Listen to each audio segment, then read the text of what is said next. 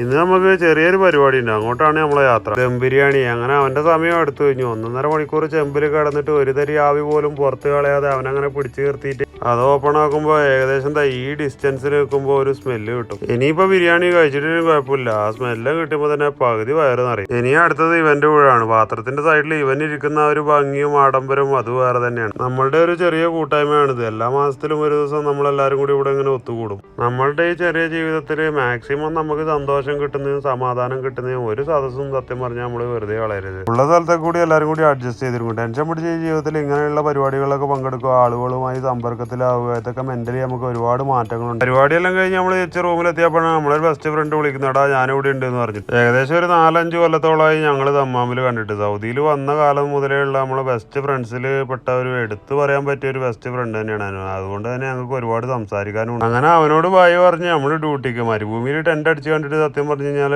അതും ഒരു ആഗ്രഹമായി മാറി. ആദ്യമായിട്ട് നമ്മളെ വീഡിയോ കാണുന്ന സുഹൃത്തുക്കളെ ഫോളോ ചെയ്യാനും ഇനിയിപ്പോൾ യൂട്യൂബിലാണെങ്കിൽ സബ്സ്ക്രൈബ് ചെയ്യാനും ഇനിയിപ്പോൾ വീഡിയോ ഇഷ്ടപ്പെട്ടെങ്കിൽ ലൈക്ക് ചെയ്യാനും മറക്കല്ലേ.